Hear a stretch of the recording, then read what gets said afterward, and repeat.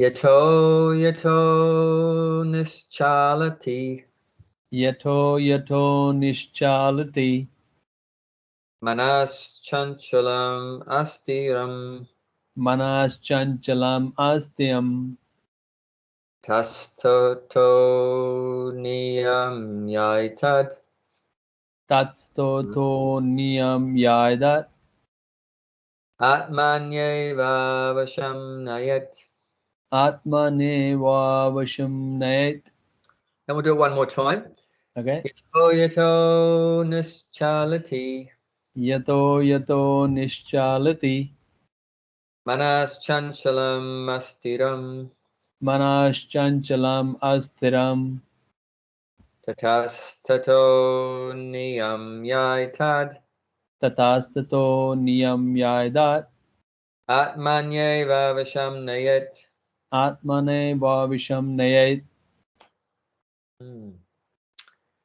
Okay, cool. Sean, you like the translation? From whatever the mind wanders due to its flickering and unsteady nature, one must certainly withdraw it and bring it back under the control of the self. Mind nature is that always flickering, no matter, it's just if somebody say that, oh, they can control the mind, I delete the person.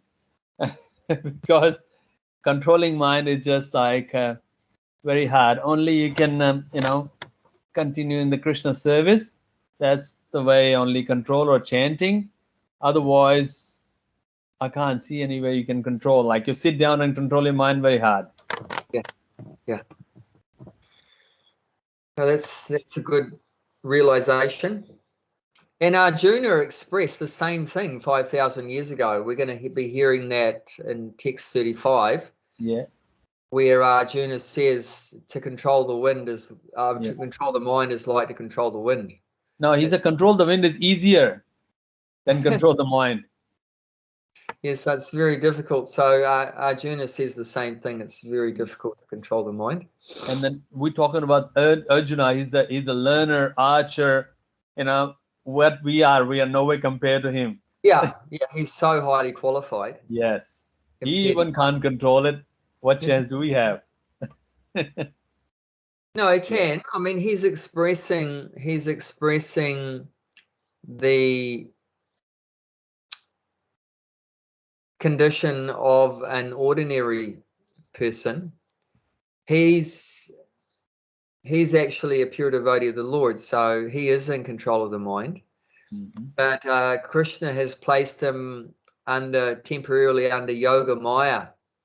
So he's acting like an ordinary conditioned soul for our benefit, so we can take the lessons of Bhagavad Gita. Okay. I mean, one should be very careful not to think, Arjuna is like in the same boat as us, like in the beginning he's crying and he's lamenting that his family dying and everything like that. And so it seems like he's an ordinary person, but actually he's a highly advanced yogi. He's a highly advanced bhakti yogi. But Krishna has placed him in that consciousness of an ordinary person with the same kind of problems that we have, just so that this conversation of Bhagavad Gita can take place. They're teaching us. So that's explained in certain places. But I'm sure that at the time that this is going on, this conversation, Arjuna is really feeling these things. I mean, he's not just putting on a show. He's really feeling it, but he's feeling like this has been under the impulse of Krishna's Maya. Under the impulse of Krishna's Maya, he's feeling in this way, but he's really feeling it just like we are, under the influence of Maya. Definitely. So what we're hearing about here is the practice of yoga, what's entailed in the process of yoga. I mean, last week it talked about how the yoga process takes place gradually. So step by step. It's not like all of a sudden. That is a wrong idea to think that one can achieve perfection just in 1 second. No. I mean, there are exceptions, and that's called Kripa Siddha, that one gets some mercy from either God when God comes to the world. Either he gets mercy from God or from the devotee of God. One can get some special mercy. But that's rare. I mean, that's an exception, but generally, step by step, just like this yoga system in this chapter, Dhyana Yoga, also known as Ashtanga Yoga, there's 8 steps. There's not one step. There's 8 steps. So yama, niyama, asana, pranayama, pratyahara, dharana, dhyana, samadhi, like that. So so the perfection is the last step, samadhi, where you're in trance, where your mind is absorbed in thoughts of the super soul, like that. So that's it takes some time. So that's what's explained here. Bhakti yoga is similar in that we also have different steps, different processes. In the Bhakti Rasamrita Sindhu, known also as Nectar of Devotion, Prabhupada translated it with that name, Nectar of Devotion. It's mentioned there by Rupa Goswami, mentions the different steps in Bhakti Yoga. So it begins with Shraddha. Shraddha means faith. And that actually mentioned it in this last verse from last week also, carried by conviction. So that's like faith, what that's talking about there. Faith means conviction. You have conviction, like for us, faith means the complete conviction that simply by acting in Krishna consciousness, then all our desires will be fulfilled. We're going to become perfect. We're going to become successful just by acting in Krishna consciousness. So we have that conviction, or that's faith. We have that faith, that strong faith like that. So that's how bhakti begins. We have to have some faith. Some faith that if I try this Hare Krishna process, then my life will become better. I'll become happy. Like when I first met Hare Krishna, I was thinking, oh my God, he's so happy, he's so peaceful. I want that. I want that too. So I had some faith, that seeing him, that well, he looks like so happy and knowledgeable and peaceful. I want to be like that. Maybe if I do what he's doing, I can also experience those things. And so that's how it begins. You have a little bit of faith normally when you meet the devotees, and then some faith is awakened. You hear them chanting, or you hear them talking, or see them, or whatever, and you develop some faith. And I remember when I first saw, the first devotee I met was just dressed in regular clothes, and then I remember the first devotee I saw that was fully dressed up and with shaven head and tilak and saffron clothes, dhoti and everything. Oh my God, he looked like an angel. He's just like so radiant. It's just like so effulgent. He was Maori actually, so sort of a darkish complexion and with a bright saffron and fully shaven head and tilak and everything. Looks so beautiful. Oh my God. And it was just so attractive, and immediately faith awakened in the heart. Well, these people are so special. They look so pure. They just, just the look was just of a person that was so pure, just by the externals. Like so clean, just look so clean, so pure, and it's very attractive. So then it starts with Shraddha, faith, and then Sadhu Sangha. That means the next step is association with devotees. That's how the process continues. That you have a little faith, and then you start to associate with devotees. And then in the association of devotees, when you become serious, then you develop a desire to get initiated. And that's called bhajana kriya. That's called bhajana kriya. So then that means you follow the guidance of the guru, and he engages you in bhajan. Like Prabhupada, when you get initiated, then you promise to chant 16 rounds a day. So that this is your bhajan. So he's engaging you in bhajan and chanting Hare Krishna and everything like that. So that's, in the association devotees, after some time become more serious. Then you want to go the next step in commitment.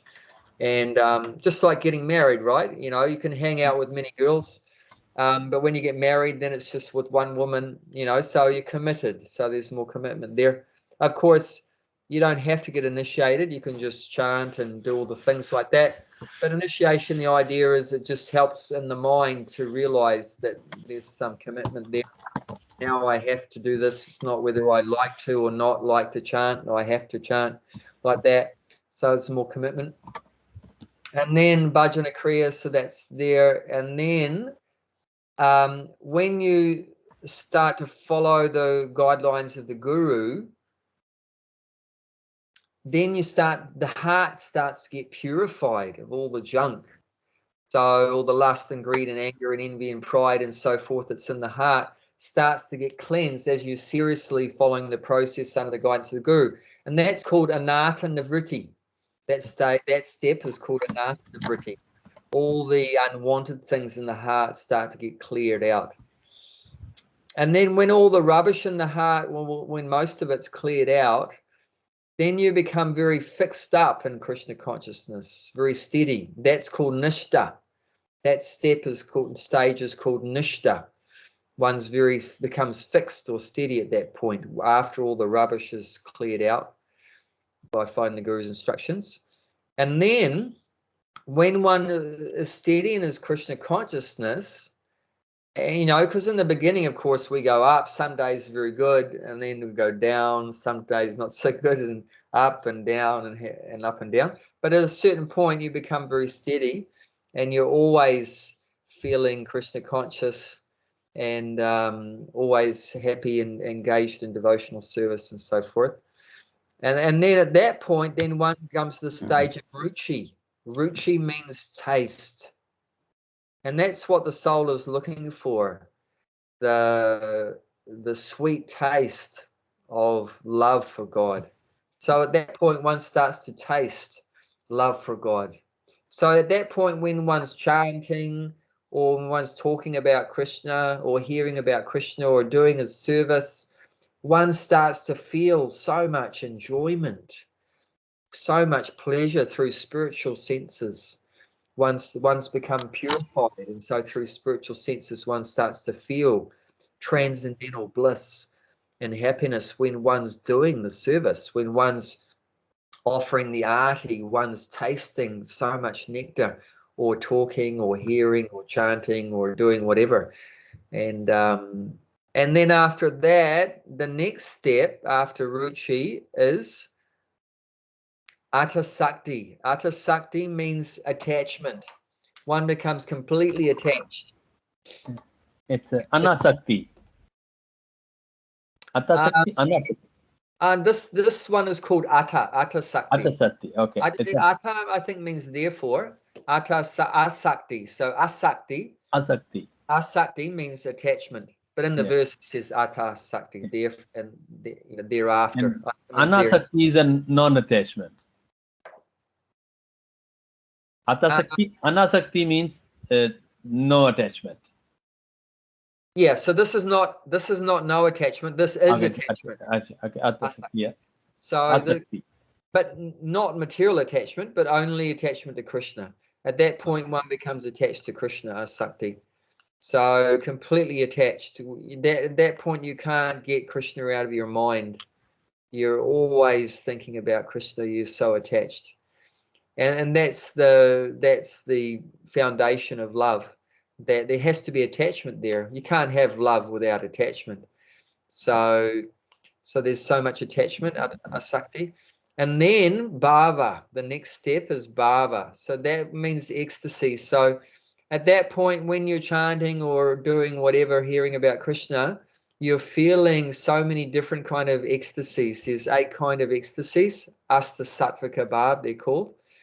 So, for example, tears coming out of the eyes, like I've said before, Prabhupada's eyes had tears coming sideways, not down, Oh, really? but sideways. You know, so that's bhava.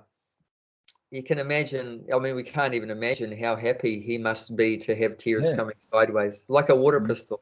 You know, and then all the hair standing up, all the hair standing up on the body, all the hair, and the voice. You go to chant and you can't say anything. You can become choked up.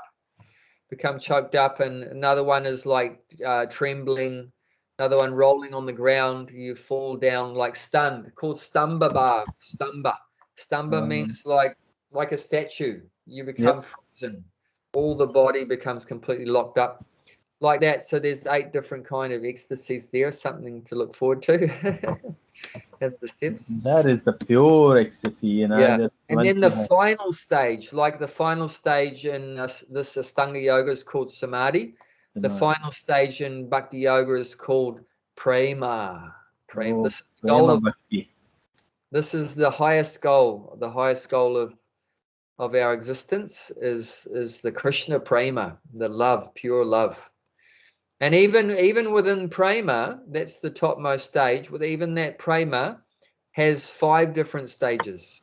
So within a stage, then there's also, what do you call it? Not sub-stages, but even the stages are also divided up into more stages.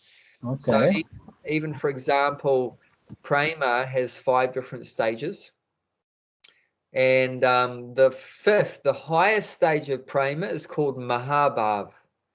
Mahabhav Prema. And that is, wow, that is amazing. And that was only seen in the material world in 3 people. That Mahabhav Prema, that was only seen in the material world in 3 people. Okay. One is Madhavendra Puri. So Madhavendra Puri, he was the spiritual master of Lord Chaitanya's spiritual master. So Lord Chaitanya's spiritual master was Ishvara Puri. Yeah. And then Ishvara Puri's spiritual master is Madhavendra Puri. So he's mentioned some of his pastimes in the Chaitanya Charitamrita, the golden books by Krishnadas Kaviraj. Some pastimes in Madhavendra Puri there. Yeah. And the second one is Lord Chaitanya. Lord Chaitanya. He revealed Mahabhava. And the third one is Radharani. Oh, yeah. They're very high level persons. Yeah. And high level Prema. But that is like pure Krishna. Like, you know, Radharani is Krishna's energy. Yeah. Feminine energy of Krishna. Yeah. And Chaitanya Mahaprabhu is Krishna. Yeah. The soul Krishna. Yeah, Krishna in the mood of Radharani. So mood of Radharani, that's right. Yeah, that's very, very high level. But step by step, one can come to these stages from one stage to the next. So I think if you look in the Dwapar Yuga, that Hanuman must be in the same stage of Lord Rama in Bhakti. Yeah, he had such a extreme attachment and love for Lord Ram. Yes. One time, what was that? One time, then there was something happened before, and then afterwards, then Hanuman opened up his heart. Yeah. And inside was Sita Ram. That's right. It's just like pure everything. It was something someone said, "Oh, show me." Yes, you got really bhakti in your heart. He just opened it up, everything. Yes. Yeah. He was pure. And then till today, he just call him. He's a sevak. And then Sita tell him he's my son, and Ram never call him sevak, but he himself call him sevak. And all over the world, there is the temple of Hanumana. Like you see the temple of Sevak.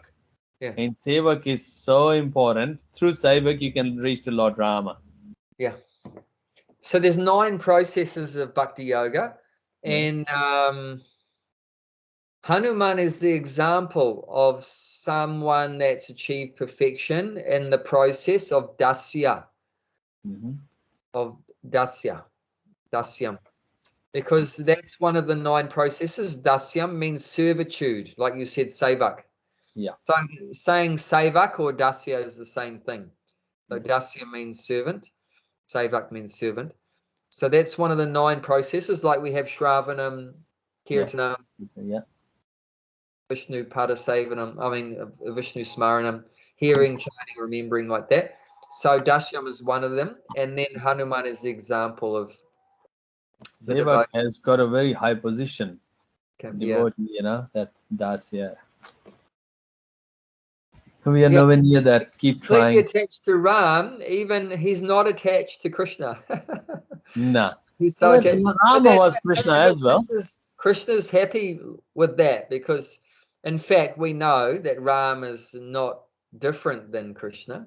And he was in the the chariot of Krishna's chariot, yes. where he was in the flag. Yes. He said, "That's the flag. That's why you're winning."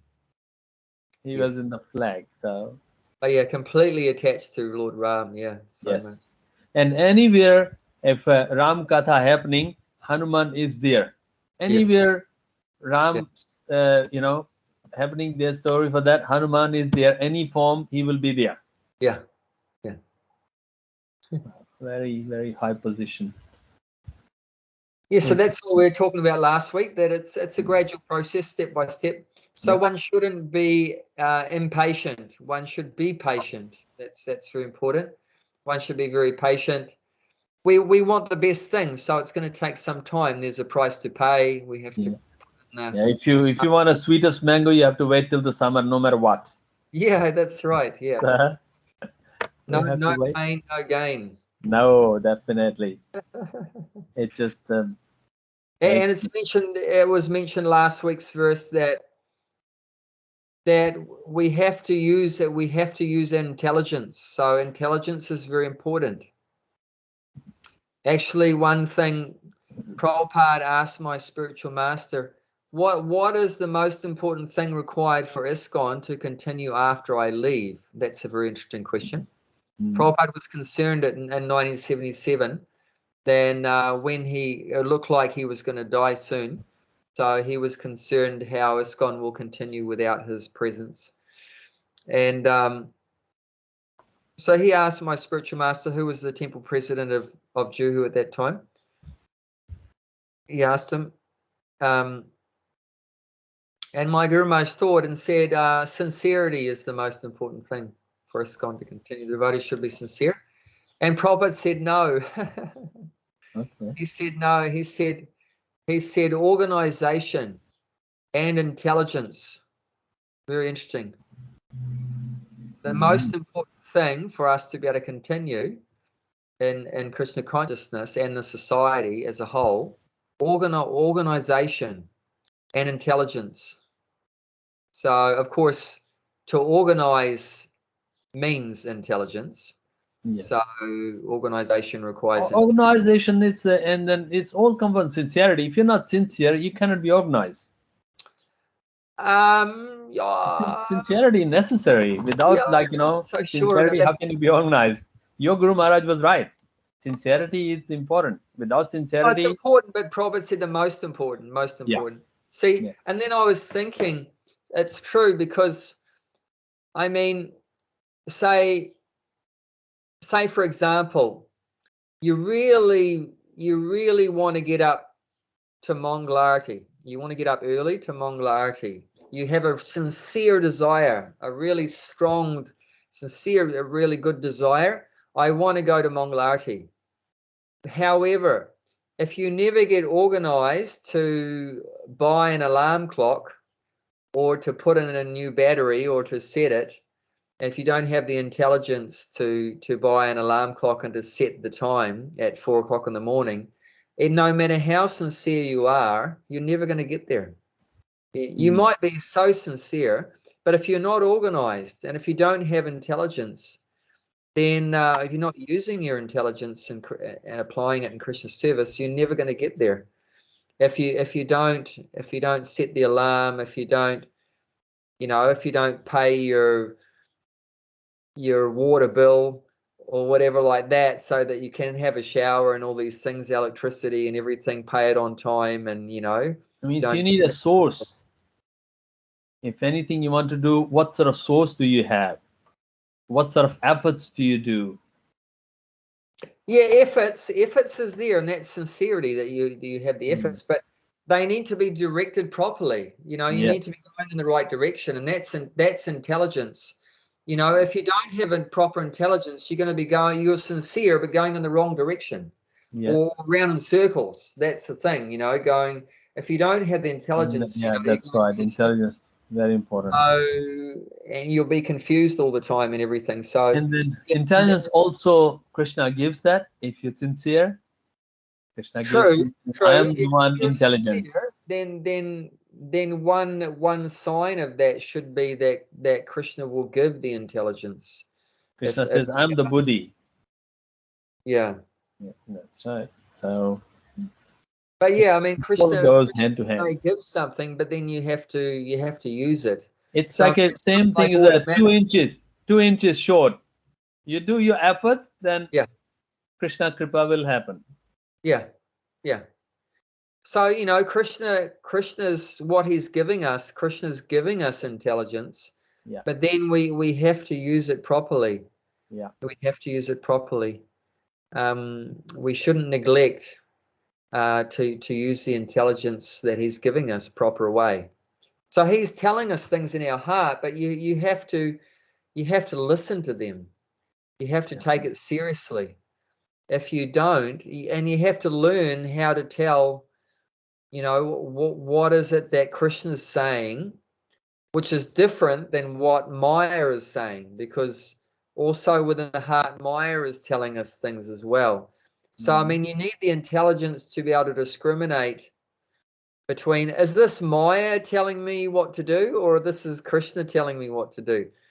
So that takes intelligence.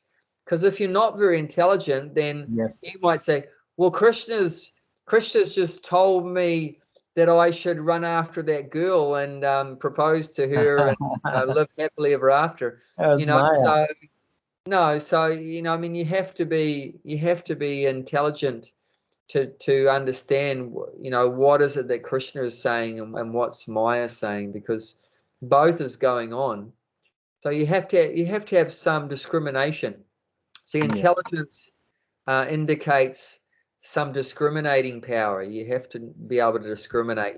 Discrimination means, right from wrong.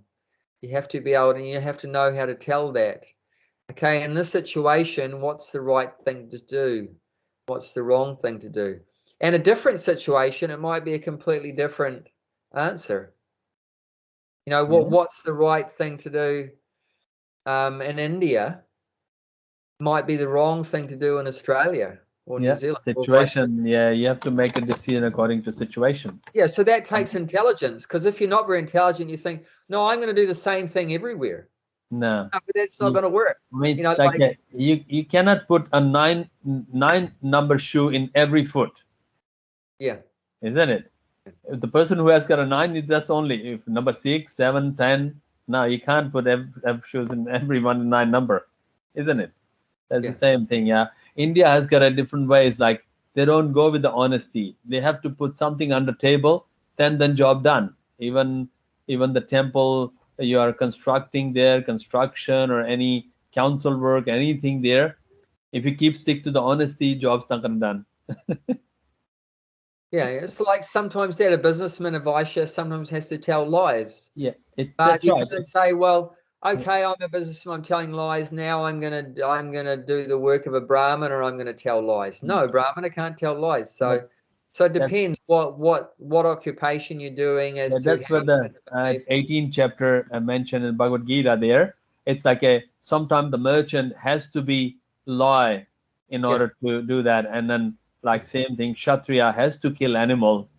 If Kshatriya wants to do a Brahman job, no, it's not gonna be successful. So accordingly, So there has to be constant adjustments made depending on what work we're doing and where we are. And, it's called Kala, Desha, Patra. Yeah. Kala means time, Desha means place, and Patra means circumstances.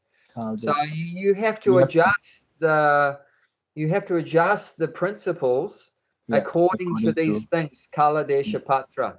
If you don't understand that, then it's not going to work. If you don't make these adjustments according to time, place, circumstances, like what they were doing, in Dwapara Yuga or whatever Treta Yuga, you can't do it now in Kali Yuga. If you try to, I'll give you an example. Okay, in Satya Yuga, Treta Yuga, like that, Dwapara Yuga, the devotees were wearing, many of the devotees were wearing tree bark as the clothes. So we're going to do that now. You're going to let's follow that rule now.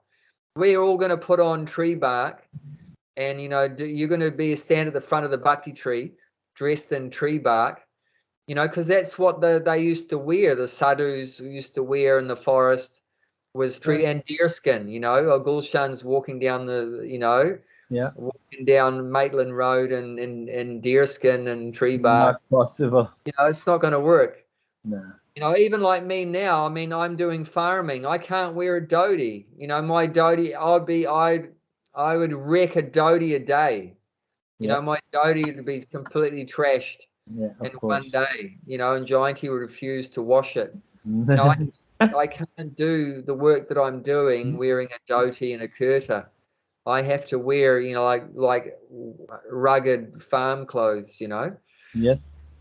And so according to that, that's the circumstances, so I'm in a different circumstance. If I'm, of course, doing an arti in a temple, I'm not going to wear trousers. That's right. I'm going to wear a dhoti in that, because those clothes are really good for that kind of occupation. But you're doing, work in the field, it's not so good. Or if you're in a windy climate or whatever, wearing a dhoti like so windy, your dhoti would be blowing fly away. But if you're living in a hot country and like that, it's perfect. But if you're living in a cold country, it's windy and raining, and then but the tights under the dhoti in Moscow, Russia, where the -30 degree, dhoti is gonna be very cold. There must be put some track trouser or something underneath. Yeah.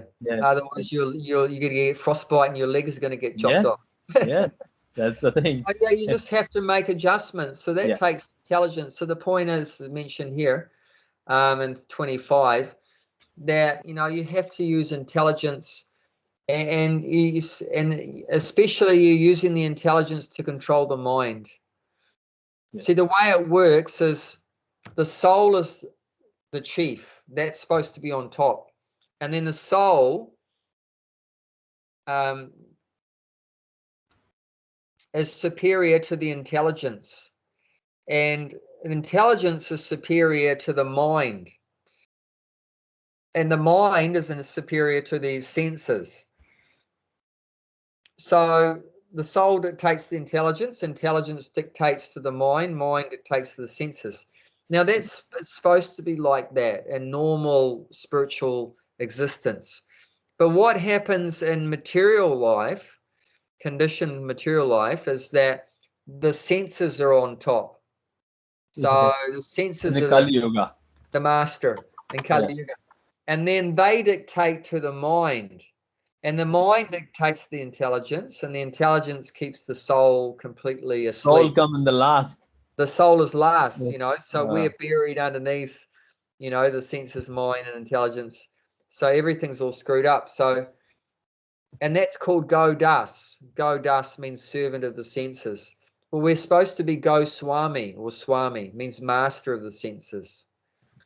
So that's the way it's supposed to work. So the intelligence is supposed to be superior to the mind. So, and that's the main point mentioned in this chapter, and that's going to be today's verse, is to control the mind. So you're only going to be able to control the mind with strong intelligence. You have to have strong intelligence. And that, like you mentioned, Krishna will help us if we're sincere. So, Krishna will give us strong spiritual intelligence if we engage in devotional service. If Krishna is pleased with our service, then he will give us good intelligence. But like I said, Krishna may give us so many things, but then still that's your choice if you're going to use it or not. So Krishna can't force you to love him. It's your free choice. You love him or don't. He can't force. You can't force to love someone. Yeah. So we have to, we have to be very intelligent. Actually, devotees should be very intelligent. It's also called Buddhi Yoga. Buddhi Yoga, another name for Bhakti Yoga. Have to be very intelligent.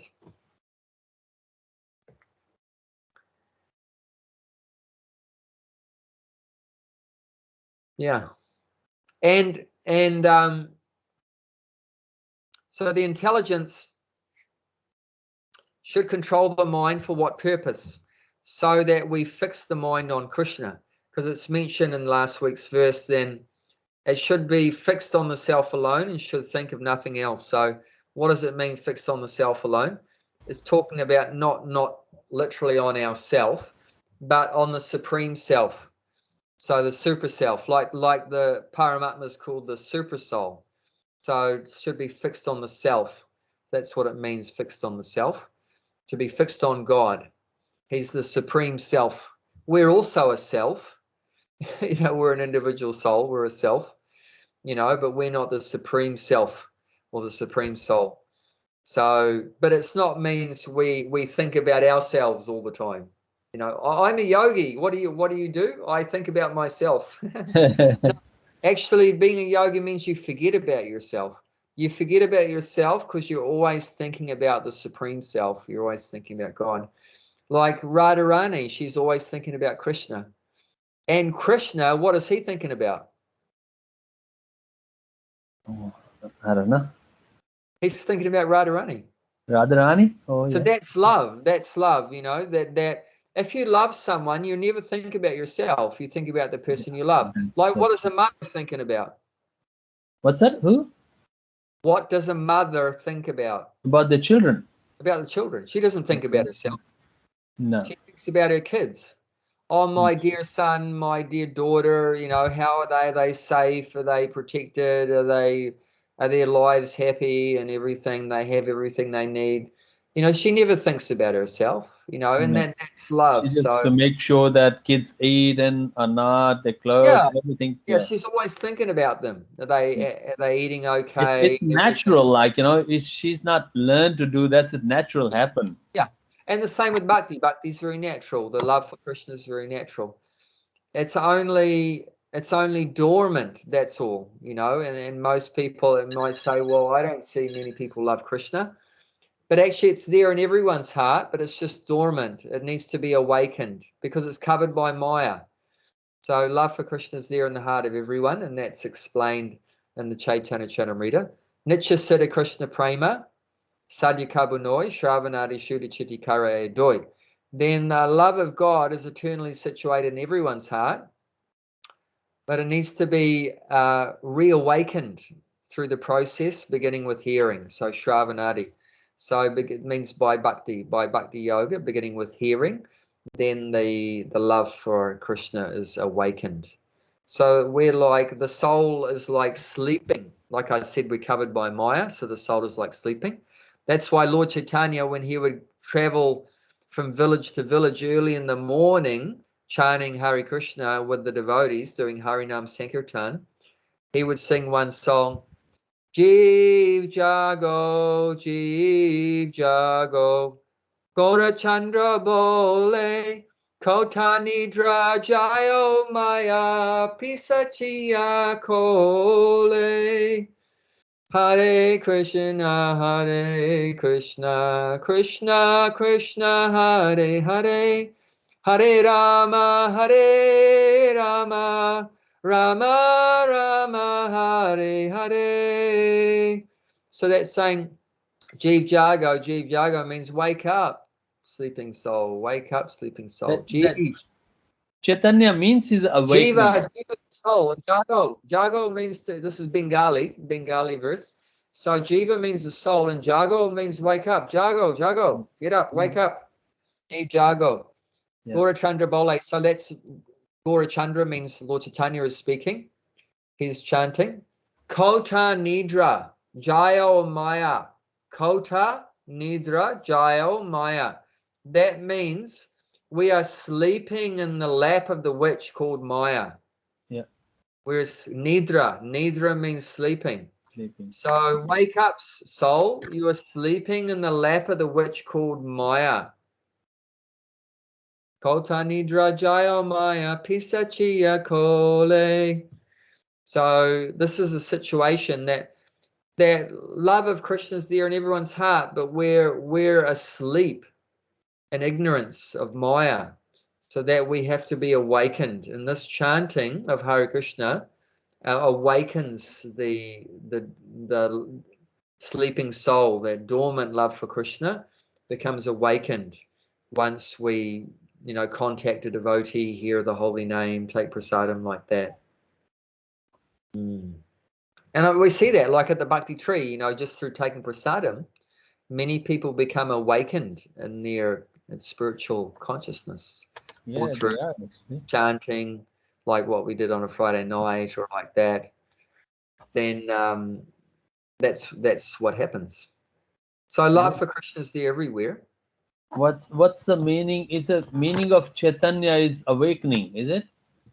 It means the living force. Living force. So living force means obviously consciousness. So there's awakened. One is fully awakened, like that, fully conscious. So life force.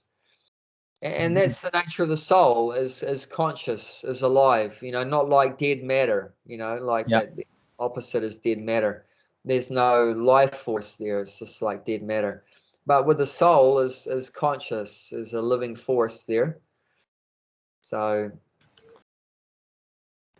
so that's the idea, that with strong spiritual intelligence, one should control the mind and fix the mind on God, fix the mind on Krishna.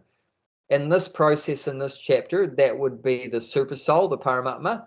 For us in Bhakti Yoga, we would translate that to fix it on Bhagavan, to fix it on Krishna. So we with our strong spiritual intelligence, we control the mind to keep it on Krishna and not other things. We don't let the mind drift onto other things. If it does, and it will, because the mind is flickering, like today's verse is saying, then you have to bring it back. So that's where it's saying here, right? Today's verse. From wherever the mind wanders due to its flickering and unsteady nature, one must certainly withdraw it and bring it back under the control of the self. So this is the recommendation. Okay, you fix the mind on God, on Krishna or the super soul, and then it goes somewhere else. So what do? You leave it somewhere else? No. Bring it back. You bring it back. I just like sometimes when I do a chanting, my mind flickers. Yeah. So I ask myself a question: what I am doing right now, and what should I be doing right now? Then bring the mind back. Right now I'm chanting. What should I be doing right now? Chanting. And the mind is thinking about that car service, or Bhakti tree, did I make enough salad, or something else, my daughter exams, or is my daughter messaged me or not, or should I send her money, or things. And many things comes in there. So I ask one question only: what should I be doing right now? Then they cuts off and then come back to chanting.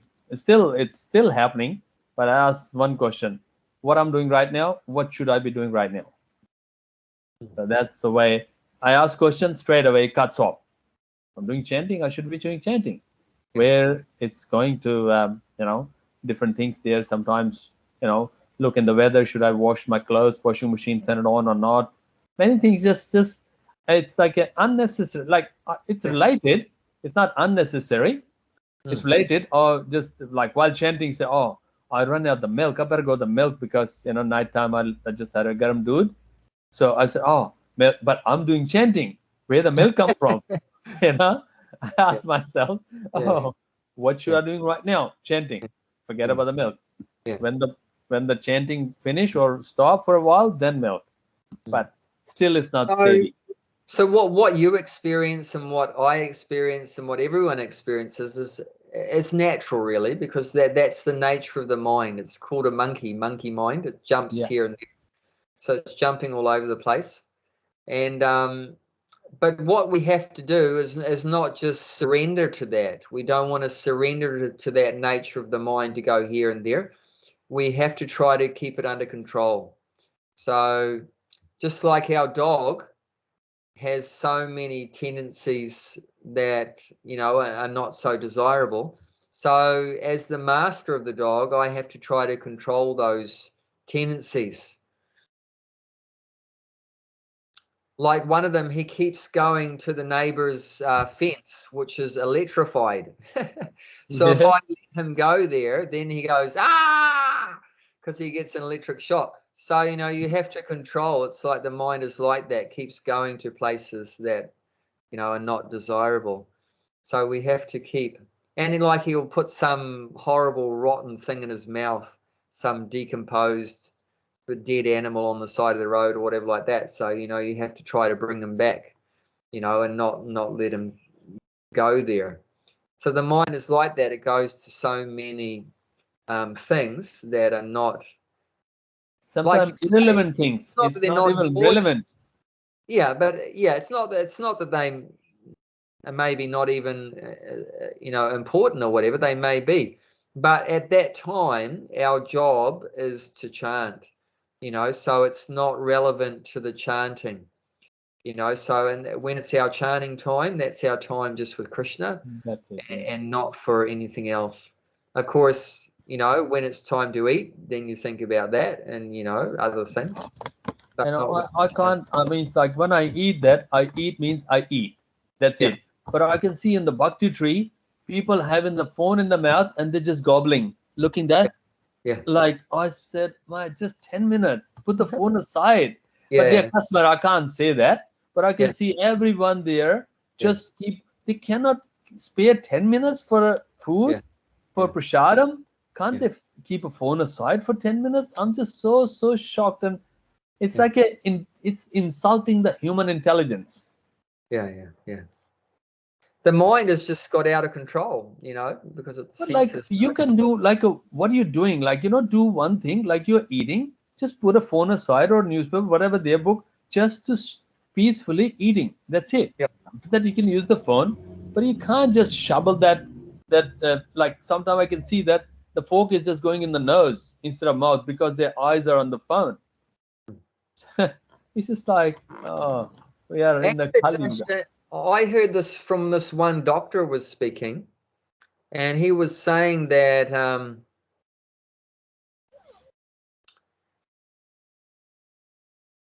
if you don't want your children to have ADHD, which Yeah, means yeah. attention deficiency, you know, Disorder.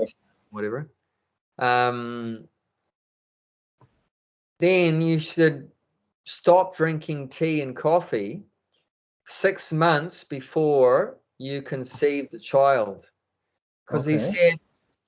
he said if you drink tea and coffee, he said this, quoted this thing, obviously they've done some experiments, 28% chance, there's a Okay. 28% chance that if you drink tea and coffee, then your kids are going to turn out with some funny things that are not very desirable, like that attention deficiency thing. And he said, you know, putting these things in the body, stimulants and everything like that, it causes What so. happened if they are drinking a spirit like something alcohol? Yeah, I'm sure that will That's lead gonna be to, more bad. you know, more problems, you know. So just by doing these things, we just increase the problem. There's already a problem there, but we Yes, make it worse by we can putting just in all put the these, fuel on the fire. yeah, fuel in the Even fire like that. smoking So, and everything, I can just say, you know, how and about that's what that ADHD thing is, that, you know, you can't focus on anything. You just yeah, mind is like, it's already, I mean, even if you don't take tea and coffee, the mind is all over the place. But then and if you take something like that, it'll be then, you know, double like it. garlic and tea and coffee and everything, then it's even more Yeah, crazy, you know. So we want to make life easier for ourselves, not harder. And then what Krishna says about this problem of trying to control the mind is he recommends practice. You have to practice. It's not like I said, the last verse, step by step. Yeah, it takes practice. You're not gonna control the mind usually in 5 seconds. No. Or even 5 hours or 5 days. It's gonna take, like I one time, I'm trying to remember the number of years, but Prabhupada said one time, he said it took me, I can't remember exactly the number of years, but I remember it was decades. It was some decades. I think he said 45 years.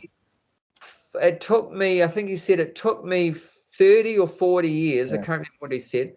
30 or 40 years to chant perfectly. Yeah, and then he's a pure devotee.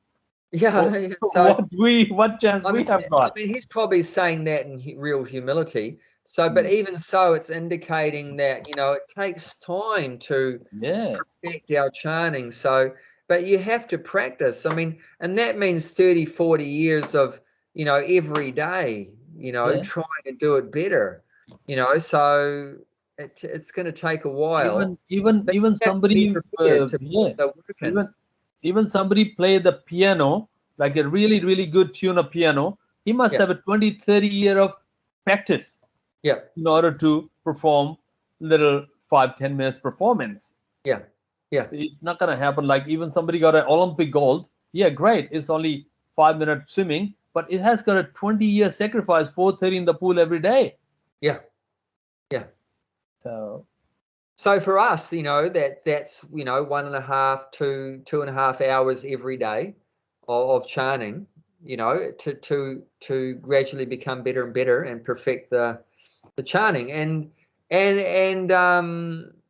there's nothing more worthwhile to do than that, because that can give us the best result. I mean, if you become an expert swimmer, what's the result you're going to get? Maybe a medal. You picture in the paper, picture in your paper, a medal and something, and a few $1,000 and a ticket to Disneyland or something. But if you chant Hare Krishna perfectly, then you get tears coming out of your eyes sideways. You go back to Godhead. Even you secure your next life. Yeah, and then you go back to Godhead. You get Vaikuntha. Even if you don't go to Godhead, if you come back to the earth, it'll be you born in the Brahmin family, some devotee family. You will be save your next life. If you do swimming championship, when you leave, everything wipe out. Start then you from take you birth again. as a fish. Then you probably take birth as a fish in your next life. Could be dolphin or something. Yes. Yeah, dolphin. I mean, I seen that some surfer there on the beach, and I realized that there must be dolphin in their past life. Yeah. One time, for the first time, I think Prabhupada was in Hawaii or something, he saw some surfers, and he'd never seen it before in his life, coming from India. Because Calcutta, He said, "What's that?" And the devotees said, "Surfers." And Prabhupada said, "No, sufferers." Because he can foresee that in the future they're going to take birth in the ocean. Some kind of aquatic, some kind of sea creature. But they desire to be swimming in the ocean. Well, Mother Nature's going to give them a body more suitable to that. Because end of their death, they must be remembered that surfing board and surfing on the last time of their death. That's what they remember. Surfing board and surfing, and then next life will be the same. Dolphin. Yeah. So Prabhupada, he was so sad, and he would cry. He would cry. One time he saw some people playing golf, and he'd never seen that before either. He said, "What are they doing?" He said, and the devotee said, "That's golf. What's the purpose of that?" He said, the devotee said, they just got to put a ball in the hole, a little white ball in the hole. And Prabhupada started crying that they wasting their valuable human life, which is you can get liberation and back to Godhead and complete happiness, and they're wasting it, putting a little ball in a hole, and seeing what is their future is going to go down, so far down. Maybe take birth as a mouse in the hole or something in the next life. It's like 97% people are like that in the world. They just wake up and then pay their mortgage or car, whatever there, and then have a food or something and sleep and a couple of beer, and then next day same thing, day in day out, and one day Yamaraj will come that time to go. What they did in the life, nothing. Yeah. Yes, second canto Bhagavatam tells us the same thing. Nidraya hriyate naktam vyavayena chavavaya diva chartaya rajan kutumba bharanenava. What that means is that the conditioned soul at night is spending his time either in sleep or in sex. So nighttime is sleep or sex. And daytime, diva, daytime is in making money and spending money to maintain family. For maintaining family, making money, spending money in the day. Day and night is keep going. And then in night is sleep and sex. Day is make money, spend money for maintaining the family. So, and that's the whole life like that is gone past like that. And without any greater spiritual growth or any awakening, nothing. Yeah. So that's very unfortunate. So that's the purpose of a devotee, is to, once we become Krishna conscious, is to try to help other people become Krishna conscious, awaken their Krishna consciousness. First, I'm helping myself in the plane, First you put the mask yourself, then you put the others. At the moment, I'm just putting the mask to myself first. No, but I mean, you're helping others because you're the Bhakti tree and helping people get prasad. If anyone buys the Gita, my hair just stands up. It's just like, buying a Gita? Have you heard about it? And where did you hear about it? I just keep going that questions. He said, oh, I heard about it. This is, where did you hear about it? This. And like, I just say, you read that, and the next time you come there, how did you go? This, like that. It's just like eyes are lights up. You buying the Bhagavad Gita? Sometimes, like, I'm busy, they go to the, the Bhakti tree there, and then just bring their Bhagavad Gita to come and paying there at the counter. My eyes are lights up. Wow. You don't know, man. This is just a pure. You're so happy, and their future. You're buying a nectar. Yeah. That's the thing. This $15, it'll change your life. Yeah. But then, nice. But I don't know, if they buy, then just keep it home. It's not gonna change their life. They have to read it and implementation. But even they'll get so much credit, even just by buying it, even just by keeping on the shelf, they'll get so much punya, so much called agyata sukriti, unknown devotional service. So there was, I don't know who told me the story, that there was a one in New York. There's one devotee. He went there to one of the hotel. He said that every room has got Bible. He said that, can you put Bhagavad Gita in every room there? People will be happy in there. He said, get out. Don't ever come back again. Then he said, okay, don't put in every room. There is a little shelf there where the brochures and all that, the tourist guides and stuff. He said, can I put one copy here? He said, I told you to get out. Don't ever come back again here. And the devotee went. And then what happened, while he's going there, he left one book on the shelf without even noticing the front desk people. Okay, he left. So one guy, he came and he wants to hire the room. And he said, please don't disturb me. Okay, he said, okay, that's fine. I don't want anything, lunch, dinner, nothing. Just don't disturb me. And then he was looking at a shelf, and then he took Bhagavad Gita and went to his room. He came to plan to die, to suicide in that hotel. So he said, well, he read there are a few pages there, and he started to think that I'm not a body, and then I'm a soul, this. And then he come back after maybe 2 days to the reception. He says, where do you get this book from? He said, I don't know. He said, I got it from this shelf there. He said, I'll prefer you to put it in every room. I came here to suicide. Look at my pills here. I'm here to get suicide. When I read this book in there, and then he become a devotee. Who told me that story? Amrita. It's no, it's Amrinder Das. There is a one devotee. Yeah, Amrinder, I know. Yeah, he was the one on the YouTube. Sometime I listened that. Yeah. He was telling the story, and he said that you have to put. And then same that guy there at the reception, he called that to this con. He said, I want 250 Bhagavad Gitas. I want to put it in every room. Because he saved the life of one person. And person was quite wealthy millionaire. He came to hotel to suicide with the pills and everything. Yeah. And start reading that I'm not a body. He just, oh, so great. So if somebody will buy that, if they read one page, great. Definitely. After that, you leave it in the shelf. Like, if they leave it in the shelf, they don't read it. Somebody else come visiting in the room, they read it. Yeah. That makes a difference too. Well, it's so powerful. It's like one guy was asking that he couldn't speak English. I was in the temple, and Kalia Prabhu says, "Can you explain him in Hindi?" And he can't speak English, and he was talking about the Bhagavad Gita in Hindi. So I said, yeah. And then that guy was saying that, like, I don't know, should I buy Bhagavad Gita or not? I said, why do you think like that? He said, because I eat non-vegetarian. I'm a meat eater. I said, don't worry. This book will purify everything. You cannot contaminate this book. He said that, or if I keep it in the shelf, but I eat meat at home. I said, doesn't matter. You cannot contaminate this book. This book will purify you, but no way in the world you can put it anywhere you like. You will purify that. Slowly. He said, okay, in Hindi. I said, okay, here you go. So it's so great to have the Bhagavad Gita. Yeah.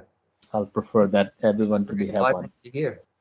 Very nice. I think I should have to go to all hotels in the Newcastle or something, like, you put in a Gita in every room, like Bible, you put it in there, and then somebody will read one page, one line even. That'd be so great. There are devotees that do that in New Zealand. It's called Motel Gita. Motel Gita. Okay. So they're going around all the different hotels, motels, asking the people, and they're sponsored. So devotees have sponsored, and so they can get it for free. The hotel people get it for free. Okay. And I should have to go there too. A few hotels in Newcastle to see that, if some sponsor, or maybe I can sponsor it. So whatever the rooms are, 30, 40 room, 50 rooms. So he said, well, look, what, put it in the drawer, bedside drawer, or maybe next to the telephone on there, intercom or something.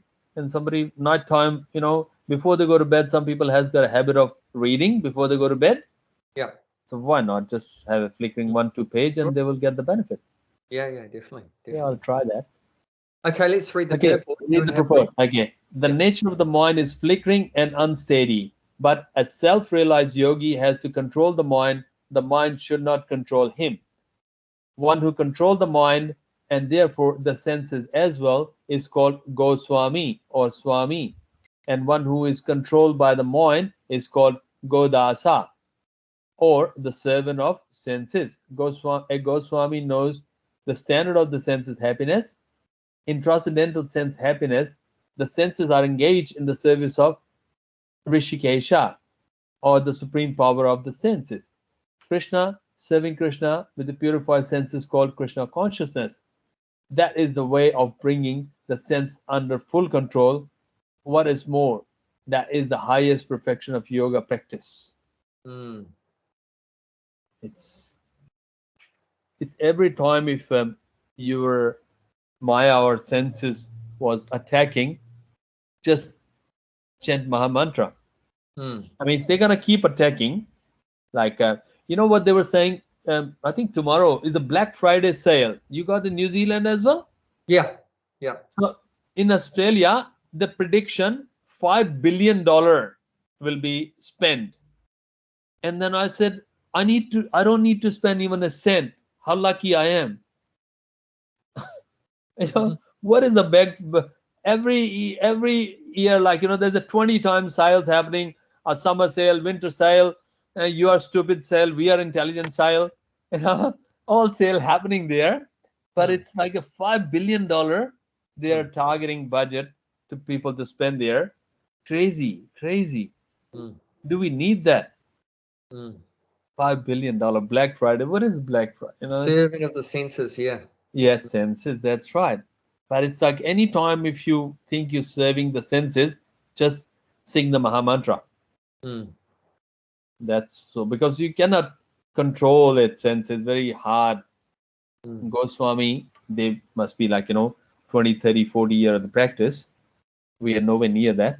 But all I can say, just. So how is it possible that the Goswami can control the senses And it's like I said, we have to awaken the intelligence, make the intelligence very strong. And the intelligence can see that, this happiness for the senses leads to suffering, leads to misery. So with strong intelligence, we have to be able to see that. So let's read the 5th chapter, text 22, tells us about the sense happiness. 22, yeah. You can read that one. Yeah. An intelligent person does not take a part in the sources of misery, which are due to contact with the material senses. O son of Kunti, such pleasure have a beginning and end, so the wise man does not delight in them. So yeah, sense pleasure has got a beginning and end. Yeah, so I mean, and it mentions in this verse too, an intelligent person. So we have to become an intelligent person. And what is that intelligence? To see that all the sense gratification, it has a beginning and an end. So it's miserable. I mean, who wants their happiness to come to an end? Put your hand up. No one's going to do that. No. We all want our happiness to keep on going.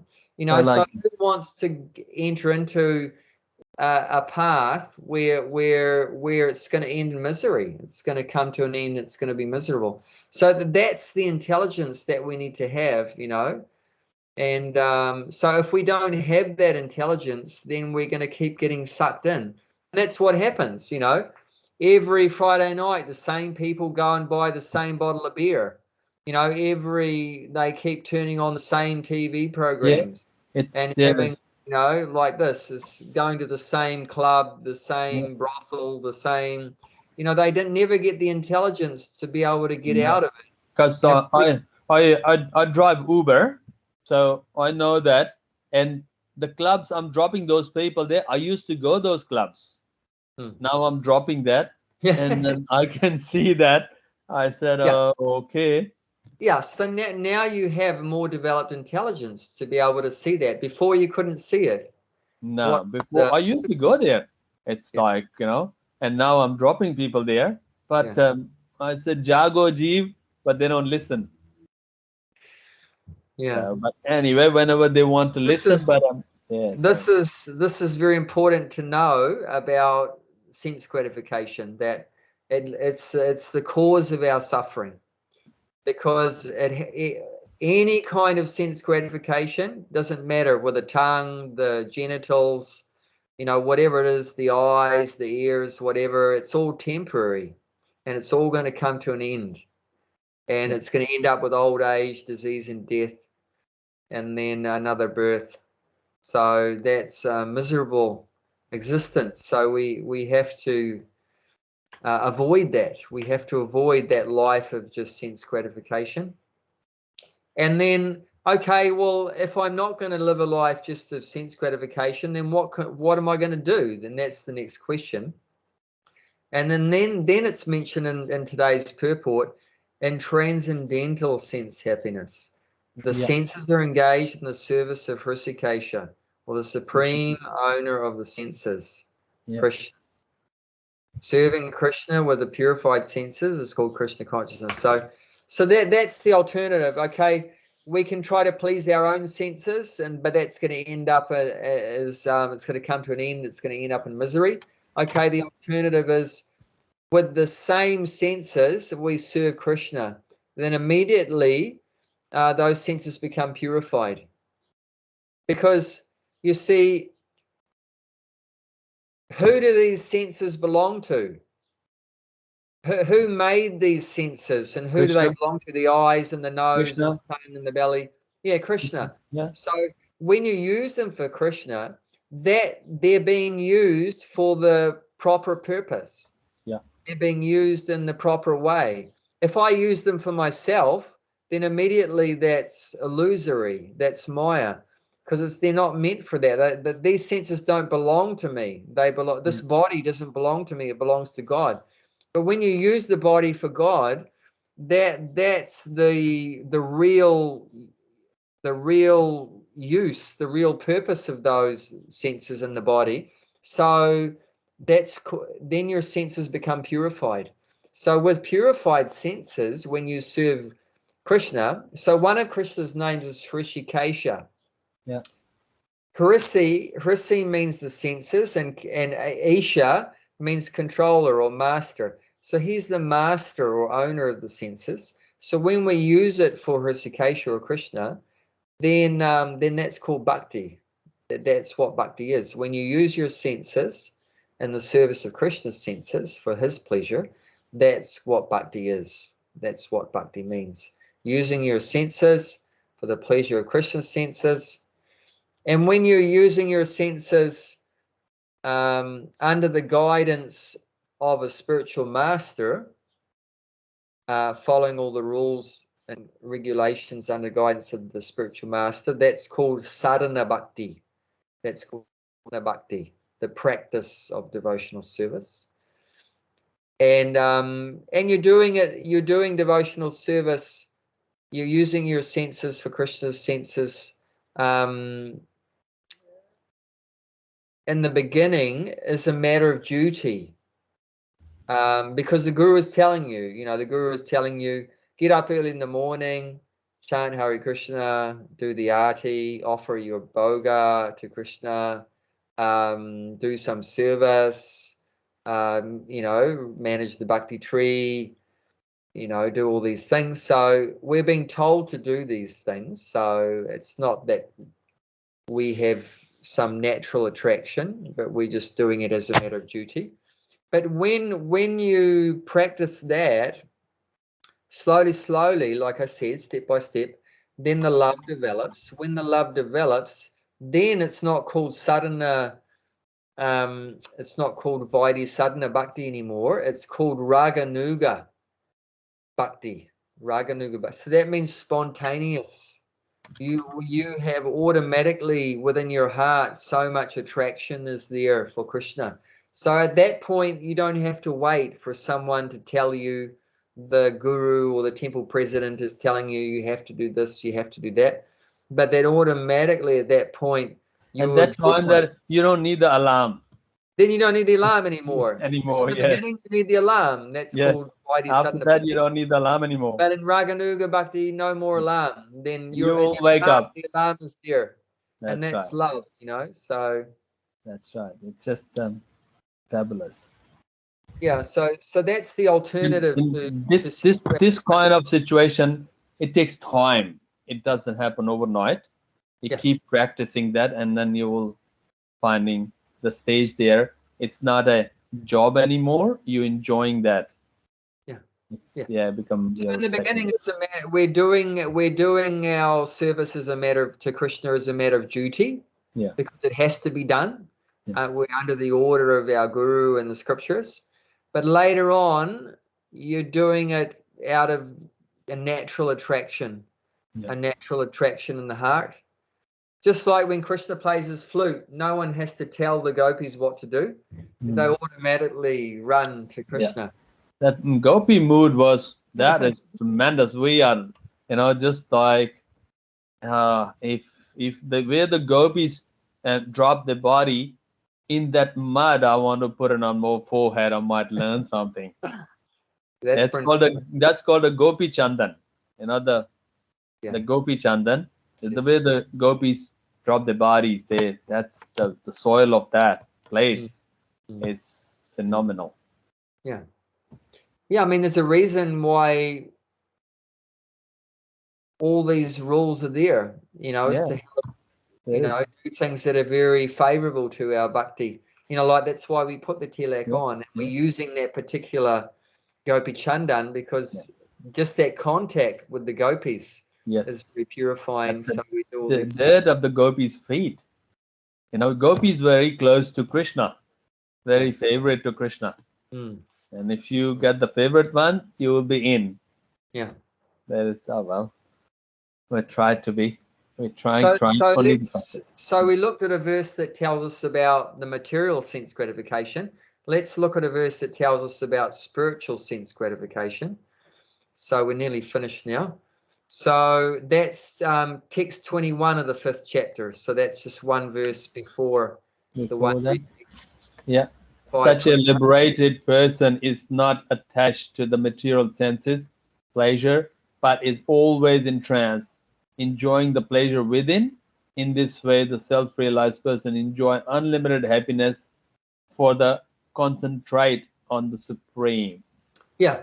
So this is opposite to material sense pleasure, which is mentioned in text 22, because material sense pleasure has a beginning and an end, remember? But this one, this spiritual sense gratification, is unlimited happiness.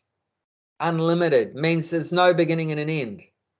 It goes on forever, and it gets better and better and better. It's unlimited. So, I mean, take your pick. Put up your hands whether you want the limited Limited or unlimited? or you want the Unlimited. unlimited one. Unlimited. You know, so, and where does that unlimited happiness come from? It comes from concentrating on the Supreme. Yeah.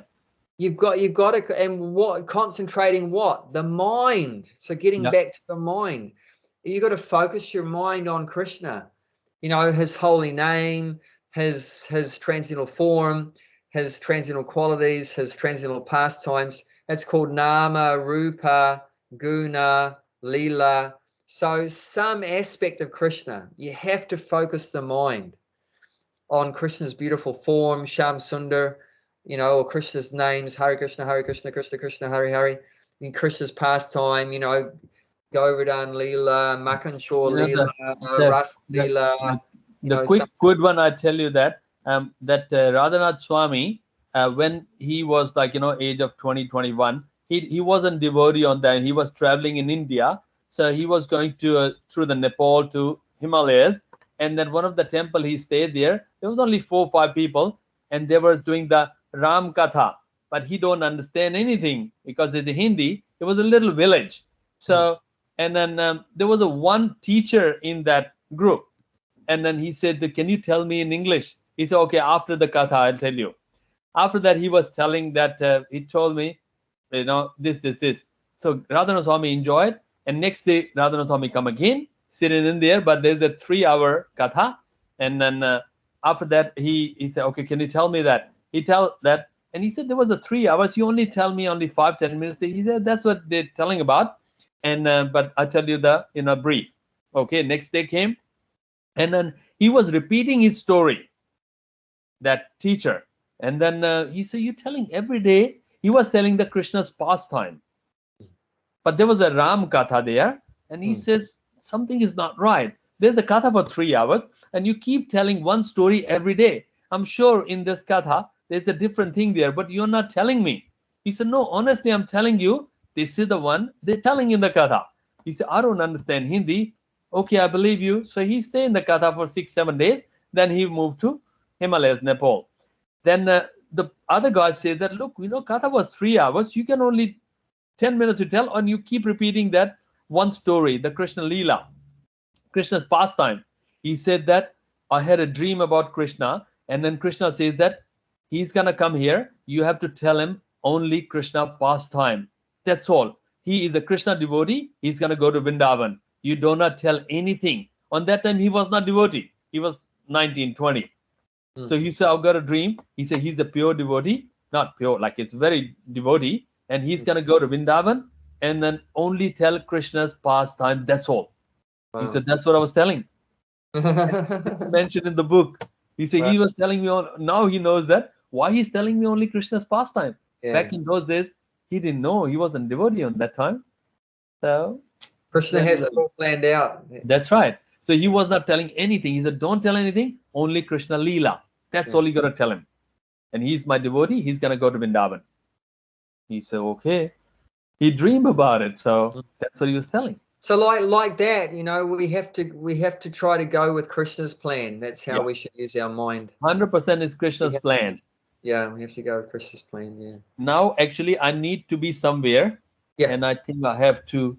Yeah. No, let's finish now. I've got something to do that. Yes. Okay. Thank you, Prabhuji. I had a wonderful class today, 101. I'm so lucky.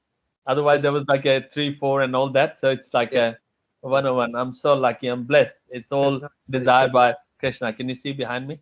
Yes, definitely. It's all his arrangement. Yes. All Krishna's arrangement. Yes, that's so nice. Thank you, Prabhuji. Hare Krishna. Hare Sham. Radhe Sham.